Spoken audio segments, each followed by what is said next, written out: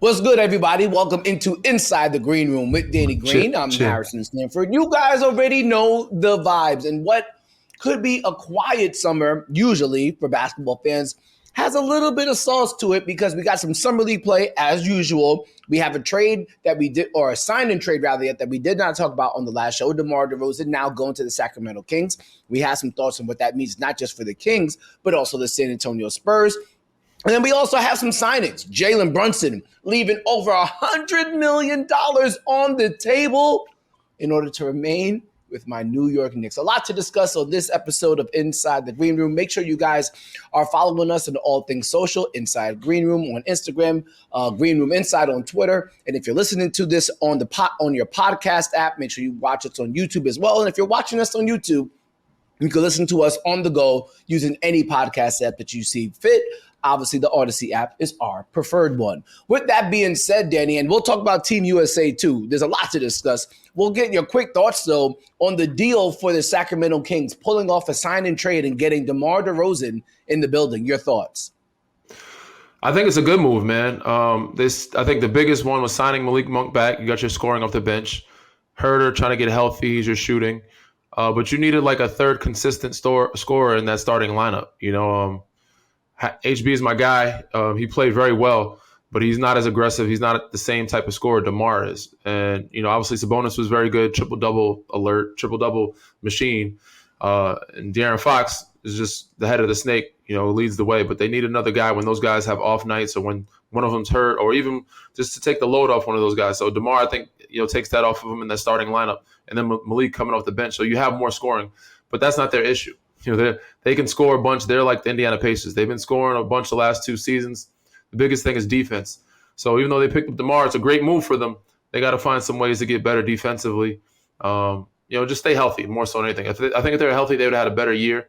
But yeah, bringing this guy in gives them more scoring, but a little bit less defense. But I think this is a great move for them and a good move for DeMar. He's closer to home. He's in California again. They got him at a pretty cheap deal. He's 75 million. Doesn't sound like a lot in today's. It's still a lot of money, but you're like, they got DeMar for only 75. You're like, man, cheap deal. It's pretty cheap. So, with the third year not fully guaranteed, I think it's a great move, man. They got him. They got a good one. I don't want to sound like a hater. Congratulations, Sacramento Kings fan. You probably got your biggest free agent addition in the history of your franchise. I know that is worth celebrating. You bring in an all-star, it is worth celebrating if you are the Sacramento Kings. But I got some news for y'all. It ain't going to work. I'm worried about the defensive ability of this starting lineup. And honestly, Danny, not just that, but you say and we think that the offense can get better because, DeMar DeRozan is a 23, 24 points per game type of scorer. He was number 2 in Clutch Player of the Year award last year, if not the winner. I'm not sure. It's an award that doesn't really matter to me. But with that being said, he's not a shooter. He's killing the floor spacing for a starting lineup that doesn't necessarily have shooters. De'Aaron Fox doesn't have great gravity. Domantas Sabonis doesn't have great gravity. And we know DeMar DeRozan doesn't have great gravity. You have 3 guys who don't have great gravity, and it's going to put a lot of pressure on Kevin Herter or Keegan Murray or Malik Monk, whoever gets those 2 of those 3 starting spots. I assume Keegan Murray will have one of those. It really forces them to operate in situations that I don't think are ideal for them. DeMar DeRozan, if he was like the 6th man on this team, maybe that's a little bit different. But DeMar DeRozan didn't come to Sacramento to be the 6th man. I'm worried about the floor spacing, honestly, Danny. I think it was a good move to get a star of that caliber in the building. But I'm going to keep it real with you. Wouldn't surprise me if by the trading deadline or definitely by next year, he is traded on that contract. Because as good as he is, he doesn't fit. And he, in my opinion, is just a very different type of player to fit around. He needs to have the ball in his hands. Mm-hmm. And you have De'Aaron Fox who needs the ball in his hands. Unless De'Aaron Fox becomes this elite catch and shoot shooter, and same thing with Domantas Sabonis, especially with all the dribble handoffs that he likes to do, I just don't see it working. And Mike Brown has his hands full. He has a lot of talent, but it doesn't necessarily fit, in my opinion. So I'm glad you brought up the 6-man thing. So DeMar is toward the end of his career.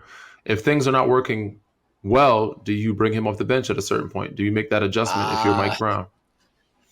I'm not in DeMar DeRozan's head. I'm not sure he signed up to be the 6th man. We'll Maybe see. I not. think him. But if I you want think to him win and and you want to be in a better team, ultimately you have to make the decisions or you have to be okay with compromising with just like Clay did, right? Clay came off the bench in Golden State toward the end of the season. So if things aren't working with the starting lineup, and Malik is obviously a scorer too, but he can catch and shoot, gives him a little more floor yes. spacing. You put him in the lineup and have DeMar be the scoring off the bench. It may throw off Malik's rhythm some, but I'm sure he can adapt and adjust. So if you're Mike Brown, do you make that adjustment, and at what point do you make that adjustment? You definitely can't start the season like that. We'll see how it goes for the remainder of the season after that. With that also being said, Shams Charania reported on Monday that Klay Thompson is going to Dallas with the expectation that he's going to be the starting small forward. We'll see how him, Luka, and Kyrie work defensively. I don't think that's going to work either. I think eventually he's going to have to set the six-man role. You're not going to play any defense with that starting backcourt of Kyrie, Luka, and Klay. Same thing with De'Aaron Fox, Kevin Huerter, and DeMar DeRozan. Who are y'all guarding?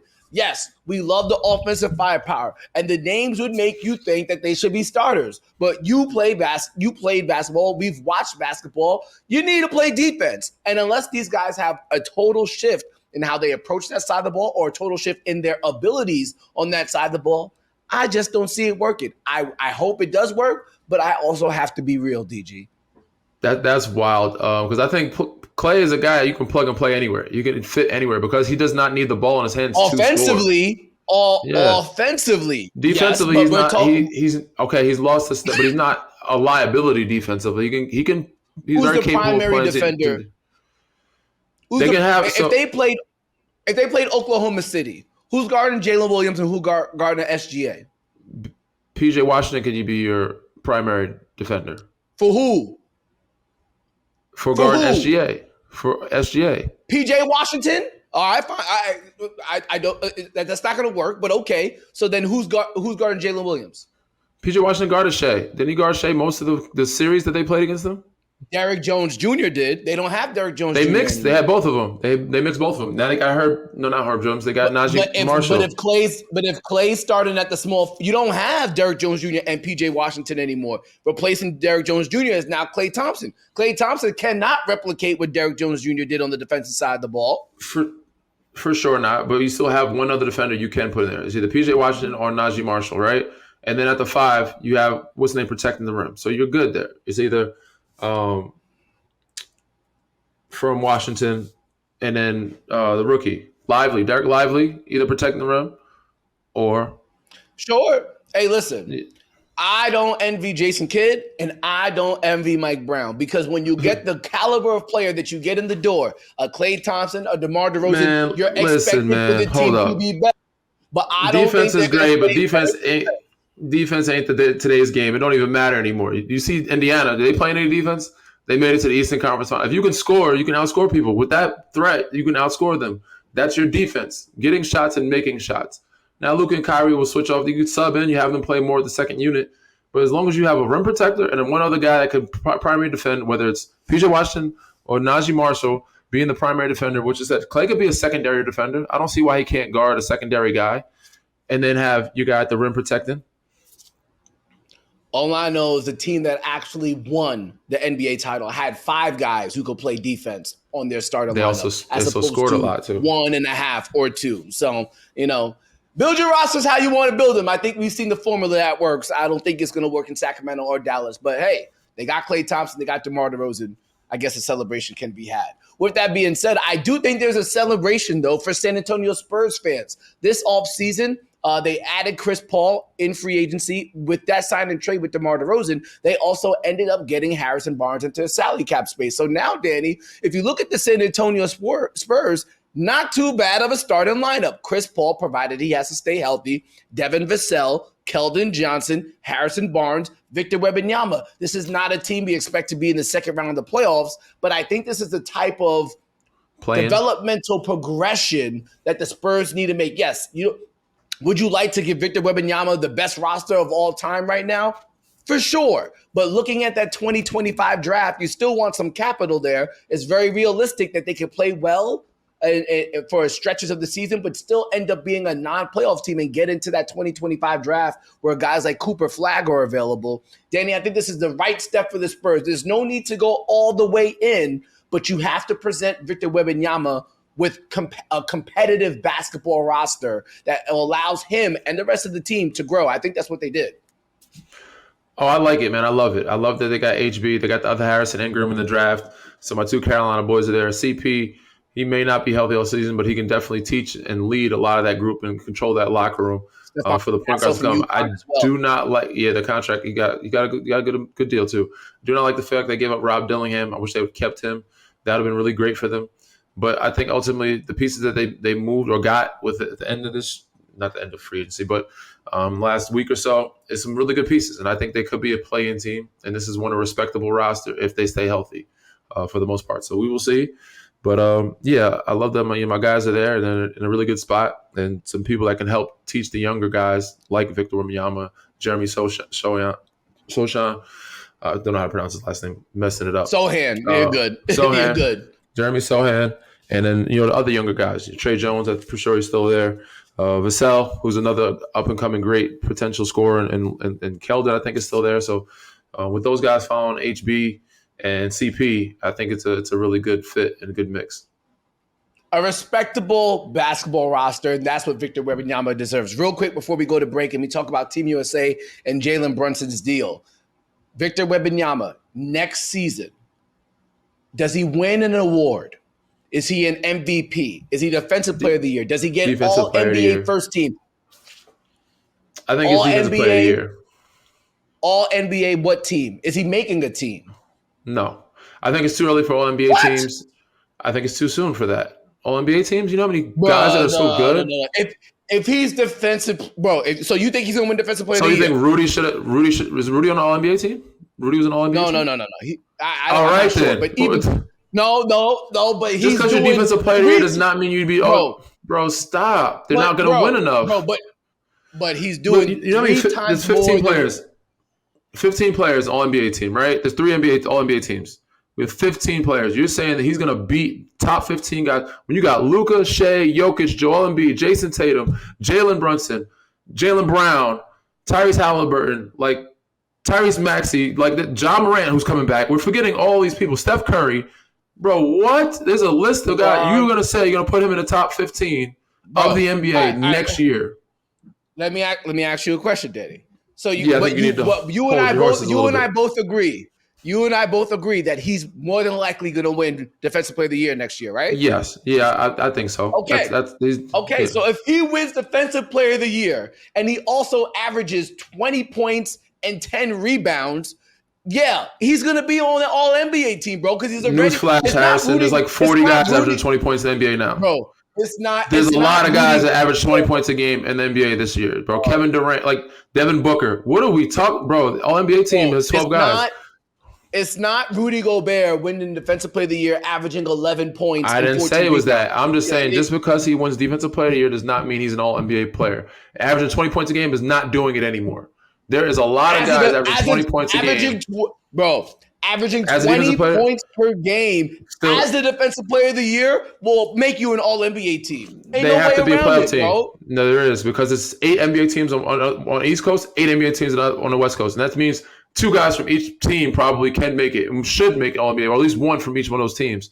Bro, what? If you're not in the playoffs, if he's not in the playoffs, averaging 20 and Defensive Player means nothing. It means nothing. Mark this podcast, and we'll revisit it next year when Victor Wembanyama. All NBA. I even mentioned Anthony Edwards, bro. You're bugging. Next Kawhi episode, Leonard, Paul George, bro. There's a lot of guys. James Harden. There's so many guys that are up in the running that get snubbed that he's not going to average more than or win more than. You forget these guys that are getting snubbed that he's not going to be ahead of. Victor Wembanyama. So wait, so you don't think Victor Wembanyama is a top 15 player in the league right now? No. I just listed off a bunch of guys. He's better than all those guys I just mentioned. Bro, he's a top 15 player in the league right now. 100%. No, at one point he will be. And year 2? Well, hold on, time out. So let's go through the list. So he's better than Jokic, Joel Embiid, Jason Tatum, Jalen Brown. Okay. Jokic, Embiid, Joel Embiid. Okay. Giannis. Okay. Jason Tatum. Anthony Edwards, Jason Tatum. Luka Doncic. That's 5. Shai Gilgeous Alexander. 7. LeBron James. 8. Steph Curry. 9. Anthony Davis. No, not necessarily. Bro, he's all NBA guy this year, was he not? Kawhi Leonard. Kawhi Leonard. Who would you? Let me ask you a question, Andy. Kawhi Leonard. No. Who would you rather have next season? Anthony Davis or Victor Wembanyama? Keep it a bean. Who would you rather have next? I'm going off who's going to get the votes and who is the better player right now. Who's going to be on a winning team? More winning team that's going to get the votes. Anthony Davis was an all-star in the West this year. We said the player. Would you rather have Anthony? Would you rather have Victor Wembanyama or Kawhi Leonard next year? Kawhi Leonard, Anthony Davis. I'm putting him on my team before. He's a second-year player, bro. These guys are veteran guys that can give you. They have experience and they can score like double easy, bro. They have winning experience and they're very talented. The reason why I will give you Anthony Davis for Kawhi because of his health issues. I'm not giving you that, but for the sake played of 70 games this year. That's 11. So that's 11, and I'm being generous here. That's 11. So that's it. That's all you have. Halliburton 12. That makes 12. Halliburton makes 12. Okay. Brunson, I'll give you that 13. Yeah, we don't know what Mikal Bridges is going to be at on that, but I like Tyrese Maxey up there. Tyrese Maxey is not a better basketball player than Victor Wembanyama. He's not. He's all-star. Season, would you rather have Tyrese Halliburton or Victor Wembanyama? Do you see Victor making an all-star team? Do you see Victor making an all-star team? Yes. Who's he making it over? Domantas Sabonis? Yes. Oh, they're going to be a winning team, bro. He's going to be a double guy. Would you rather have Domantas Sabonis or Victor Wembanyama next year, Danny? Victor Wembanyama, but I'm not saying he's a better player. I'm just saying these are the guys. They go by. That's why they go by winning. But I didn't naming players to you. I gave you players. I said Tyrese Maxey. You gave me 13. I gave you. So you want me to keep going? You got to get to 15. Paul George. No. James Harden. No. All right. Well. No, I'm not. No. Bam Adebayo. Do I have to go to USA? Do I have to the whole USA team? 14. So you want to go to the whole USA team, or you want to go to other European teams? Because it's a player on every team. Wembanyama is going to be an All-NBA team next year. We'll save the rest of the debate for next time around. When we come back, we'll talk about Team USA and Jalen Brunson's contract with the New York Knicks. Be right back. Stay tuned inside the Green Room. Welcome back to Inside the Green Room. Harrison Sanford, Danny Green. We were on opposite ends of the Victor Wembanyama debate, but I believe we'll be on the same page as it pertains to Team USA. I think we all believe that Team USA will get a win, even though they look a little bit shaky on Monday. Only a 6-point win against Team Australia as they get ready for the Olympic Games. The game was played in Abu Dhabi. One of the more curious things, Danny, is they allowed 68 points. One more time, 68 points in the paint. This is a team with Joel Embiid, Anthony Davis, and Bam Adebayo. I personally am not too worried, even though that is a stat that is not welcoming to Team USA basketball fans. Overall, Danny, what do you expect for this team going into Olympic play going forward? Well, I think this is a game that they needed. They needed a close one, someone wake-up call. Most of the games are close because it's not high scoring. But I'm not too worried. Like you said, they will be better. They will be sharp. But I think for the most part, they were up big for most of the game. Now, they may have had some lapses. They may have had some subs, let some guys in and relaxed.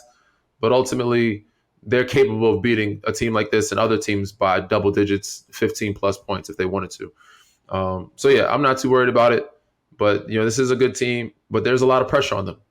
And you know what happens when pressure comes. Well, a lot of pressure comes with certain situations. There's always one team that can surprise you or one team that's going to upset you, and then the whole world is doubting you. So they can't let anything seep in or let any teams gain confidence, because all it takes is one or two teams to get. We've seen what happened with Puerto Rico and Carlos Arroyo did back in the day to USA. All it takes is one of those guys to get unbelievably hot, like Evan Fournier or Patty Mills or something like that, and then give you 40, and now you're in trouble. So, but ultimately, he said they got to protect the rim better, but they will, and they have some good pieces. Going back to the debate, there's a lot of guys on that USA team that we forgot that we could have put in that category above Victor Wembanyama. No, didn't mean any offense to those guys. Those guys are unbelievably great. Devin Booker, Kevin Durant, those are other guys I would put in that category. But yeah, all of Team USA guys, they're very talented. And there's some guys that weren't on Team USA that got snubbed that could have been there that I could have put in the list. So Victor Wembanyama, special talent, but I think he needs another year before he's in an All-NBA team, top 15. But this USA team is something fun to watch and for real. So I'm expecting gold. And anything less, I think the world will be disappointed. The whole basketball world will be disappointed. Yeah, we'll be disappointed. But Danny, I do believe this is the last time.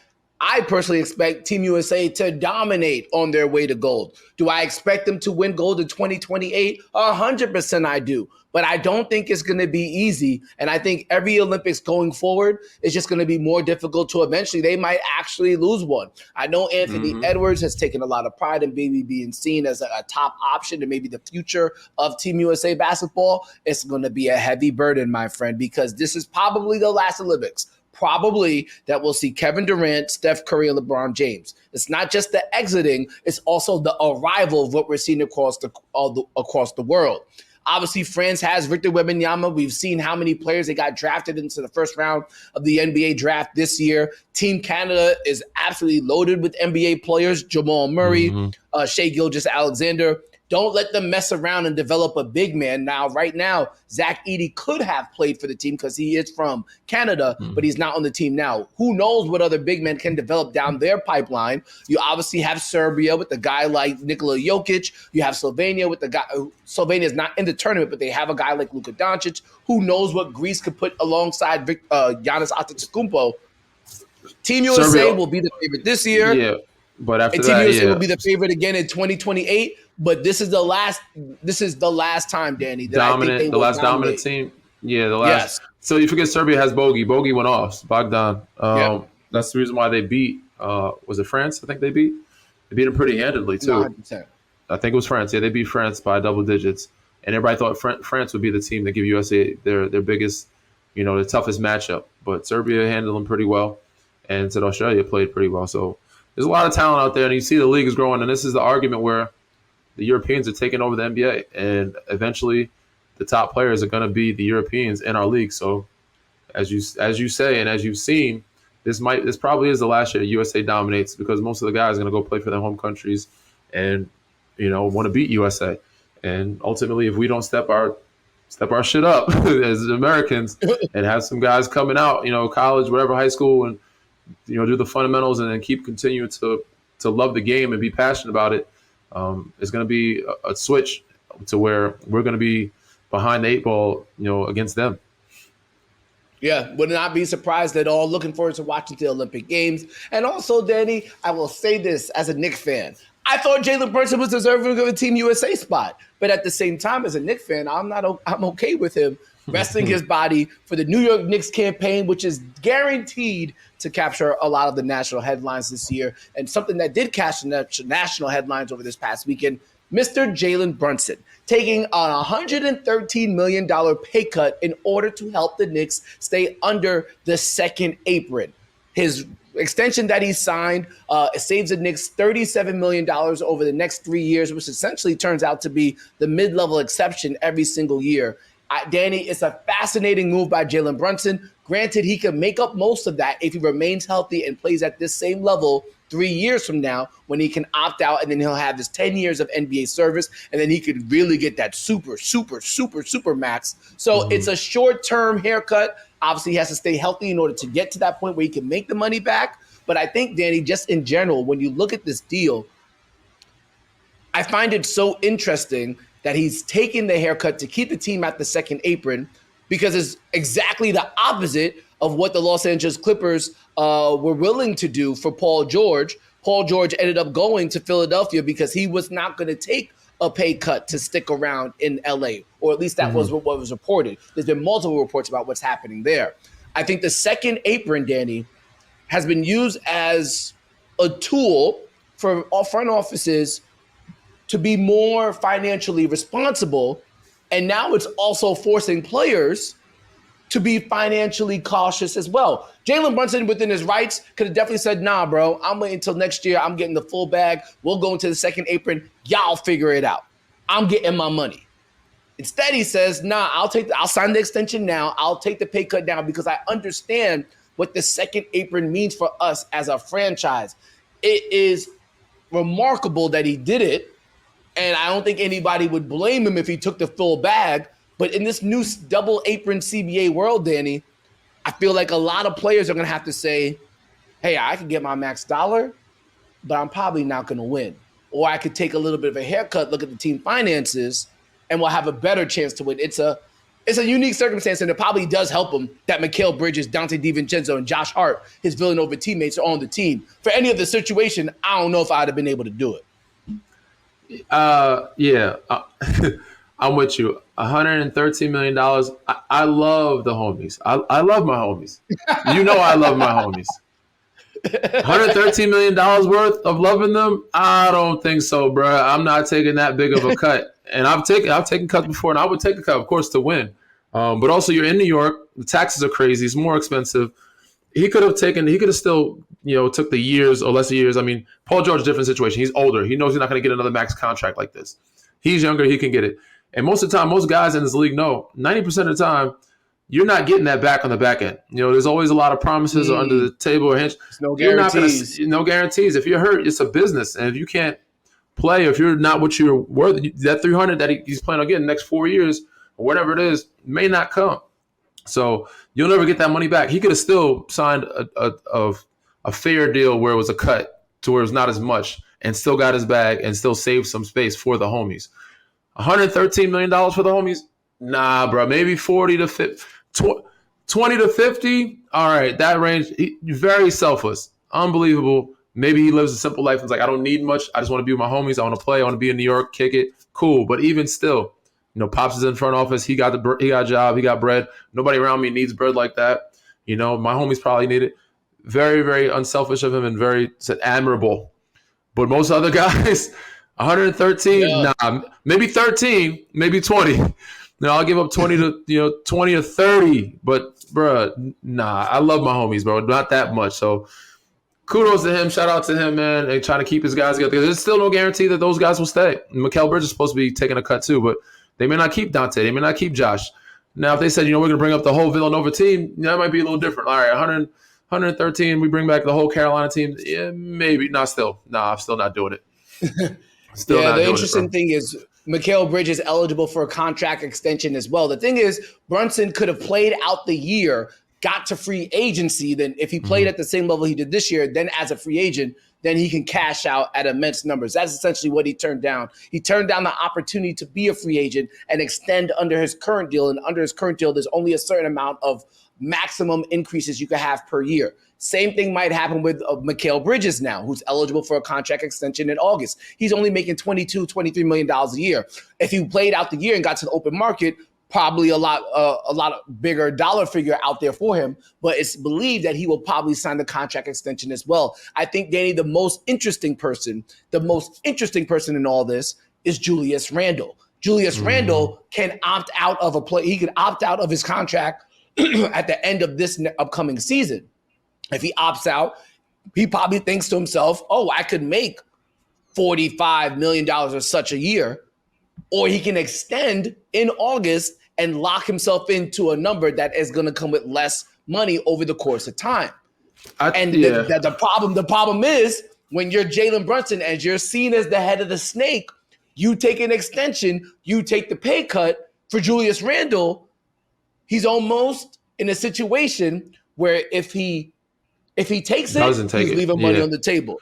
But if he doesn't take it, he could be seen as selfish. He could be seen as like the odd guy out because everybody did it. It's everybody else on the team is doing it. So yes, ultimately Jalen Brunson has set the standard for the New York Knicks, not the rest of the league, because this means nothing for the rest of the league. Ain't nobody else in the league doing this.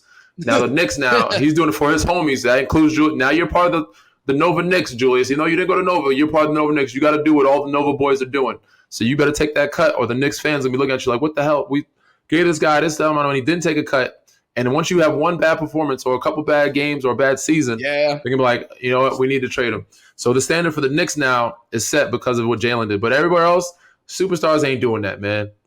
Bron took a cut, I think, to go to Miami. He took a little cut this year, 2 or 3 million or something like that. Maybe to either find some space to send to the cap, keep Bron and snip a little bit. But in Miami, I think they were all making like 17 at the time, which is crazy. It was like big money back then. Now it's around 45, 50. But most superstars, no, you got to figure it out. Y'all going to go into the cap. You pay me and pay them too. Like, go into the cap. You want to win, pay everybody that deserve to get paid and have them figure out. That's the mindset. And I'm going to say that's how it should be. But I agree with both sides. I don't see anything wrong with either side. You are what you're worth. You should get paid what you're worth. And if teams really want to win, and if owners really want to win, they will find a way to get it done and pay, the taxes. On the other side of it, it's like, you know what, if you know the owner, if you have a good relationship with them and you trust them and they say, we're going to take care of you in the back end, let's just take the cut now so we can keep everybody around you. I'm with that too. So in San Antonio, I don't regret anything that I did. And I was like, it made sense to keep everybody together. I will take a little less to try to make things work or be here and win. And, hopefully, it may come back to me later on. It may not be with San Antonio, but I feel like the energy you put into the world will come back to you. So this energy he's putting into the world for himself and not just his group, I think it'll come back to him tenfold. But that's still a lot of money to leave on the table. I don't know if I can do it. I mean, what he did ensure, though, is that the New York Knicks more than likely will be able to actually keep this roster together for a very long time. The one thing you don't want to end up being is a team like the Denver Nuggets, who essentially had to lose. They essentially lost KCP because they couldn't pay the bill. And there's in no world would you actually want to lose KCP, but they couldn't afford the bill because you're already paying. He got paid a lot of money too. They had to pay. Yeah, he did.